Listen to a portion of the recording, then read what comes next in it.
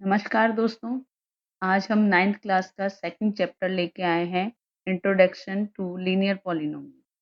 तो आज हम सेकंड चैप्टर की 2.1 एक्सरसाइज करेंगे। बहुत सिंपल सी एक्सरसाइज है, इसमें ज़्यादा कुछ भी नहीं है, तो टेंशन लेने की ज़रूरत नहीं है। सबसे पहले हम इसमें ये चीज़ समझेंगे कि जो पॉलिनोमियल्स दे रखा है, मतलब जो क्वेश्चन है, उस क्वेश्चन जो है वो हमें क्या कह रहा है। देखिए, find the degree of the following polynomial. मतलब हमें जो ये पॉलिनोमियल्स दे रखा है, इस पॉलिनोमियल की हमें क्या बतानी है, डिग्री बतानी है। क्लियर? अब आप सबसे पहले ये चीज़ देखेंगे कि डिग्री होती क्या है। सबसे पहले हम ये बात करेंगे, क्योंकि सबको ये पता होना चाहिए कि डिग्री क्या होती है। तो डिग्री होती है highest power of polynomial. Clear? जो पॉलिनोमियल है हमारा ये, उस पॉलिनोमियल की हमारी जो हाईएस्ट पावर है, वही उसकी डिग्री होती है। क्लियर? पहली चीज़। अब आप इस चीज़ का ध्यान रखेंगे कि पॉलिनोमियल जो है उसमें 2 चीज़ इंक्लूडेड होती है। एक तो होता है नंबर, पहली चीज़। दूसरा होता है उसमें वेरिएबल।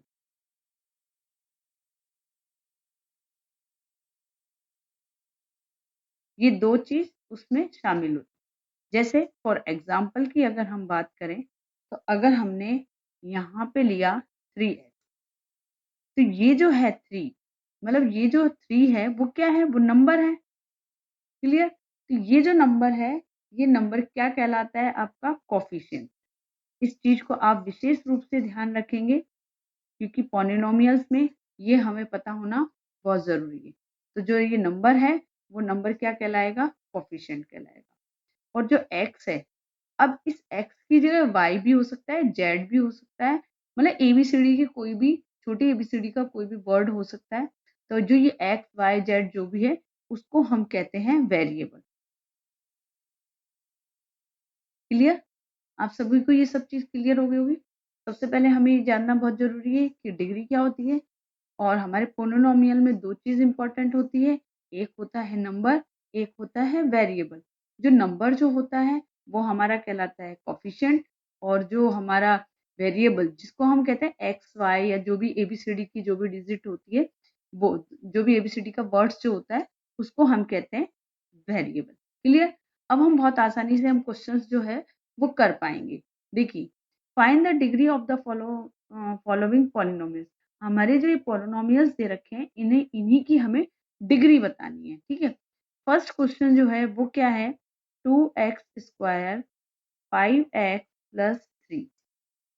तो अब हम इसमें ये देखेंगे कि जो हमारा कोएफ़िशिएंट है और जो हमारी वेरिएबल है, जिस वेरिएबल की डिग्री सबसे ज़्यादा है, वही आंसर है। सिंपल सी चीज़ है। देखिए, यहाँ पे ये 2x² है, ये वहाँ पे 5x है, यहाँ ओनली 3 है। 3 जो है वो एक डिजिट है, और यहाँ पे कोएफ़िशिएंट और वेरिएबल दोनों हैं। क्लियर? तो यहाँ पे हमारी जो डिग्री होगी वो क्या होगी? हमारी यहाँ पे डिग्री क्या होगी? हमारी यहाँ पे डिग्री 2 होगी। 2 क्यों होगी?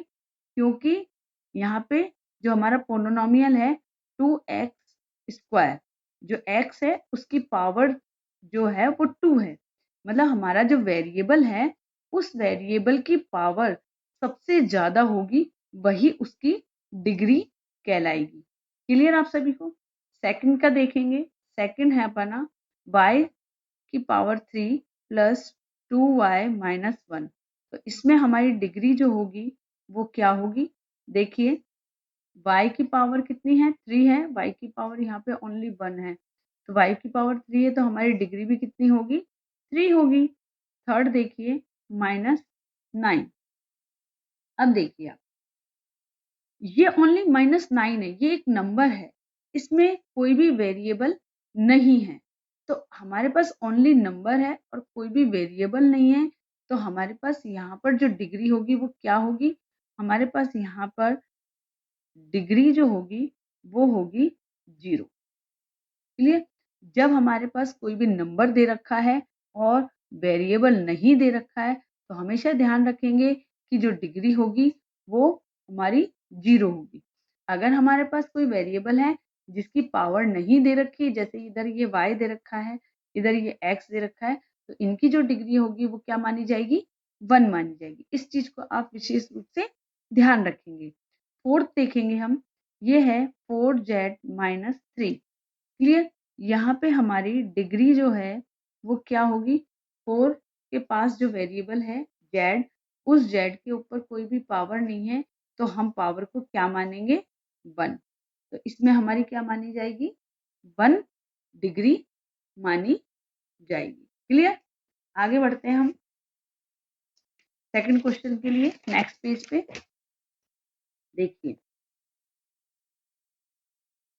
सेकंड क्वेश्चन जो है वो दे रखा है कि right polynomial of degree 1, 2 and 3 कि हमें right polynomial of degree 1, 2 and 3 हमें एक ऐसा पॉलिनोमियल लिखना है जिसमें डिग्री जो है वो 1 हो, 2 हो और 3 हो। सिंपल सी चीज़ है, मतलब कि डिग्री वाला पॉलिनोमियल लिखकर हमें बताना है। सेकंड क्वेश्चन जो है वो हमारा ये कह रहा है। अब इस चीज़ में आप विशेष रूप से एक चीज़ ध्यान रखेंगे, अगर हमारी डिग्री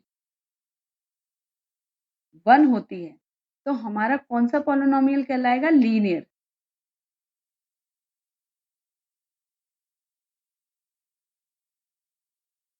क्लियर? हमारा कौन-सा पॉलिनोमियल कहलाएगा? लीनियर पॉलिनोमियल कहलाएगा। अब हम एग्ज़ाम्पल देखेंगे, जैसे कि देखिए आप यहाँ पर 2x + 3 ये हमारा कैसा पॉलिनोमियल है? ये हमारा लीनियर पॉलिनोमियल। आगे देखिए जैसे 3y + 5 ये हमारा कैसा पॉलिनोमियल है? Linear polynomial. ठीक है? इस चीज़ को विशेष रूप से ध्यान रखेंगे। ये बहुत इम्पोर्टेंट चीज़ है, आपको ये ध्यान होना ही चाहिए। तो आप इस चीज़ का ध्यान रखेंगे। आगे देखते हैं, अपन बात करते हैं, अगर हमारी डिग्री जो है वो 2 हो, ठीक है? डिग्री हमारी अगर 2 दे रखी है, तो डिग्री अगर 2 है, तो वो हमारा कैसा पॉलिनोमियल होगा? वो हमारा होगा क्वाड्रेटिक पॉलिनोमियल, है ना? Quadratic polynomial. सबको समझ में आ गया? आगे देखेंगे हम एग्ज़ाम्पल। एग्ज़ाम्पल हमारा है, जैसे सपोज़ दैट x की पावर 2 प्लस 3 की पावर x प्लस 2। क्लियर सबको? एक और एग्ज़ाम्पल देख लेते हैं, जैसे 2y की पावर स्क्वायर प्लस 3x की पावर जो है 1 प्लस 3। तो जब हमारी कोई भी वेरिएबल है, उसकी पावर जो है वो अगर 2 होगी, तो वो हमारी जो है वो क्वाड्रेटिक पॉलिनोमियल कहलाएगा। अगर हमारी डिग्री जो है वो 1 है, तो हमारा लीनियर पॉलिनोमियल कहलाएगा। क्लियर? आप इस चीज़ को ध्यान रखेंगे। आगे देखिए, क्योंकि यहाँ पे क्या पूछा है क्वेश्चन में, देखिए 1 और 2, 3 तीनों का पूछा है। अब हम बात करते हैं डिग्री जिसकी 3 हो, जिसकी 3 डिग्री हो, वो हमारा क्या कहलाता है? देखेंगे, अगर किसी की डिग्री 3 है वेरिएबल की, तो वो हमारा कहलाएगा cubic polynomial. Clear? Cubic polynomial. इस चीज़ को आप विशेष रूप से ध्यान रखेंगे। अब हम एग्ज़ाम्पल देखते हैं।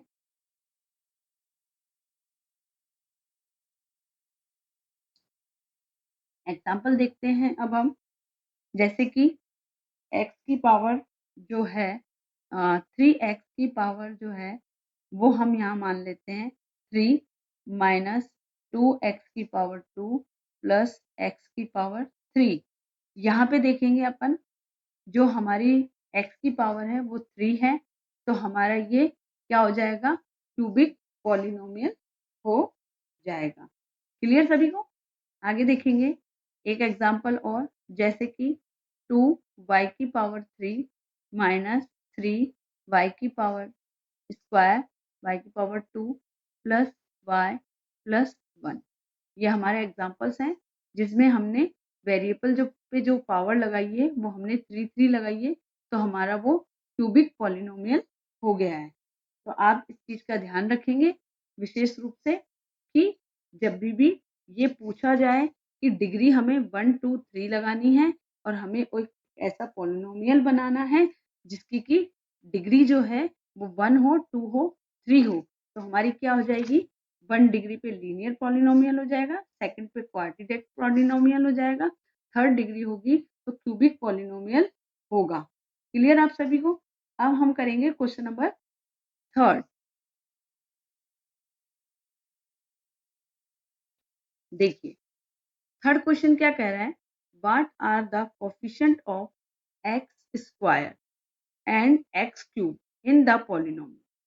आपको ये बताना है, क्या बताना है इसमें कि कोफिशिएंट बताना है जिसमें पॉलिनोमियल जो है, मतलब पॉलिनोमियल का जो ये है भाग, इसमें कोफिशिएंट जो है वो कितना है, आपको इसमें ये चीज बतानी है। पहले मैंने आपको बताया था कि जो नंबर्स जो होते हैं, कोई भी डिजिट जो होती है, नंबर्स होते हैं, वो क्या कहलाते हैं, वो हमारे कहलाते हैं कोफिशिएंट। और जो हमारे ABCD की जो वैल्यू होती है, मतलब हमारे जो ABCD एक्स या वाई जो लिखा जाता है वो हमारे वेरिएबल कहलाते हैं। तो हम यहाँ पे क्वेश्चन नंबर 3 करेंगे। क्वेश्चन नंबर 3 आपने देखा क्या कह रहा है, देखेंगे दोबारा से कि what are the coefficient of x square and x cube in the polynomial. तो हमारे पास यहाँ पे क्वेश्चन है, क्वेश्चन देखेंगे हमारे पास यहाँ पे है x की पावर 4 माइनस 3 x की पावर 3 प्लस 6 x की power square minus 2x plus 7। ये हमारा क्वेश्चन है। अब हमें यहाँ पे कोफिशिएंट बताना है, ठीक है। तो कोफिशिएंट बताने के लिए बहुत सिंपल सा है, हम यहाँ पे लिखेंगे कोफिशिएंट ऑफ एक्स स्क्वायर। देखेंगे आप एक्स स्क्वायर का कोफिशिएंट कौन सा है, देखो एक्स स्क्वायर कहाँ पर है, जहां पर एक्स स्क्वायर है वही उसका क्या होगा, कोफिशिएंट होगा। तो एक्स स्क्वायर जो है वो किसके साथ है, 6 के साथ है, एक्स स्क्वायर का कोफिशिएंट होगा हमारा 6। आगे देखेंगे कोफिशिएंट ऑफ एक्स क्यूब, मतलब एक्स का जो क्यूब है, एक्स की पावर जो है वो 3 है, उसका कोफिशिएंट जो है वो क्या है, 3। देखिए 3 कहाँ पे है पावर, 3 हमारी पावर यहाँ पर है 3 के साथ, मतलब 3x की पावर 3। तो इसका जो कोफिशिएंट होगा वो क्या होगा, वो हमारा होगा 3। अब यहाँ पे विशेष रूप से क्या बात ध्यान रखेंगे, देखिए क्वेश्चन में क्या दे रखा है, -3। जब क्वेश्चन में -3 दे रखा है तो यहाँ पर भी हम क्या लिखेंगे, -3 ही लिखेंगे। ये विशेष रूप से बात ध्यान रखने की है। क्लियर? तो ये +3 नहीं आएगा, ये -3 आएगा। यहाँ पे हमने देखा था प्लस का 3 था, इसलिए हमने यहाँ पे +6 कर रखा था। प्लस का 6 है इसलिए यहाँ पे +6 कर रखा था। यहाँ पे -3 है तो हम यहाँ पे -3 करेंगे। क्लियर है आपको सभी को? तो ये इसी तरह से हमने यहाँ पर कोफिशिएंट निकाला है। आगे देखेंगे क्वेश्चन नंबर 4। क्वेश्चन नंबर 4 देखेंगे। क्वेश्चन नंबर 4 क्या कह रहा है, देखिए क्वेश्चन नंबर 4 देखेंगे ध्यान से। क्वेश्चन नंबर 4 जो है वो हमारा कह रहा है कि what is the coefficient of Z in the polynomial.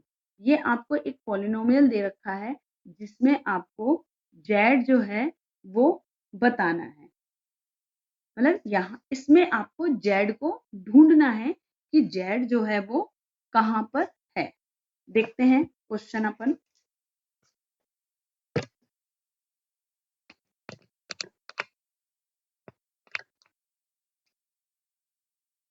Question number 4 की हमारी जो पॉलिनोमियल है वो है 4z³ plus 5z square minus 11। ये अपना एक पॉलिनोमियल है। अब इसमें हम क्या देखेंगे, क्वेश्चन ने क्या कहा है कि आपको कोफिशिएंट ऑफ जेड, जेड का कोफिशिएंट ढूंढना है कि जेड कहाँ पर है। तो देखिए जेड कहाँ पे है, यहाँ पर जेड है, जेड की पावर जो है यहाँ पर 3 है, तो ये सिंपल जेड, सिंगल जेड का कोफिशिएंट नहीं है। यहाँ पर जेड की पावर 2 है तो ये भी नहीं होगा, और 11 जो है वो हमारा नंबर है, सिंपल सी चीज है। तो इसका मतलब यहाँ पर z की पावर नहीं है। जब आपके यहाँ पर z की पावर नहीं है तो क्या होगा, हमारा कोफिशिएंट जो होगा वो होगा हमारा 0। Clear? Coefficient of z is 0। भाई है ही नहीं ना, z तो इसमें दिख ही नहीं रहा है, z तो हमें मिल ही नहीं रहा है, तो क्या है, z की जो कोफिशिएंट होगा वो क्या होगा, 0 होगा। क्वेश्चन नंबर अपन 5 देखेंगे, आगे बढ़ते हैं हम। What is the constant term of the polynomial. ये आपको एक पोलिनोमियल दे रखा है। Result that the polynomial of degree 1 are called the linear polynomial. In this chapter will shall study linear polynomial. तो 5th में आपको क्या दे रखा है, एक कांस्टेंट टर्म दे रखी है।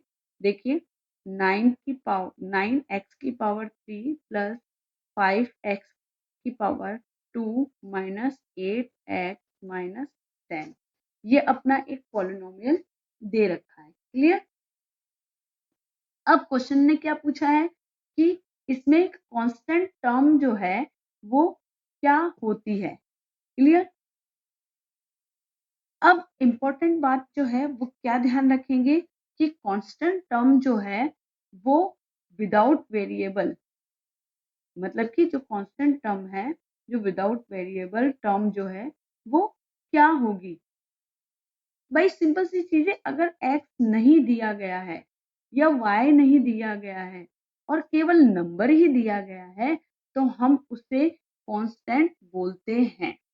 ये चीज आप विशेष रूप से ध्यान रखेंगे कि हमें अगर x या y की पावर नहीं दी गई है, या पावर नहीं सॉरी x मतलब ABCD का कोई भी हमें वेरिएबल जो है वो नहीं दिया गया है किसी भी नंबर के साथ में। अगर हमें किसी भी नंबर के साथ कोई भी वेरिएबल नहीं दिया गया है तो सिंपल सी बात है कि उसे कांस्टेंट बोलते हैं। ये आपको क्लियर हो चुका होगा, इस चीज को ध्यान रखेंगे। तो आप सबसे पहले ये ध्यान रखेंगे कांस्टेंट टर्म क्या होती है। देखिए कांस्टेंट टर्म, जो कांस्टेंट टर्म होती है वो क्या होती है, term without variable. Clear? Constant term क्या होती है, टर्म विदाउट वेरिएबल। क्लियर आप सभी को? तो अब यहाँ पे कांस्टेंट टर्म जो है वो क्या होगी, देखो कांस्टेंट टर्म जो है वो क्या होगी। देखिए यहाँ पे है वेरिएबल, यहाँ पे भी वेरिएबल है, यहाँ पे भी वेरिएबल है। -10 जो है इसके साथ वेरिएबल नहीं है, मतलब किसी भी तरह से x या y नहीं है। यहाँ पे x की सारी डिजिट तो 10 जो नंबर है उसके साथ x नहीं है, इसलिए हमारा कांस्टेंट टर्म जो है वो होगी -10। आप सभी को क्लियर हो चुका होगा। अगर आपको मेरा वीडियो पसंद आया, मेरा पढ़ाया हुआ आपको पसंद आ रहा है, बहुत ईज़ी तरीके से आप समझ पा रहे हैं, तो प्लीज़ आप इसे सब्सक्राइब ज़रूर कीजिए, लाइक ज़रूर कीजिए। मैं इसी तरह से ईज़ी क्वेश्चंस आपके सामने लाती रहूँगी। आप मेरे साथ बने रहिए। हम फिर मिलेंगे एक नई एक्सरसाइज के लिए। सभी को धन्यवाद। नमस्कार।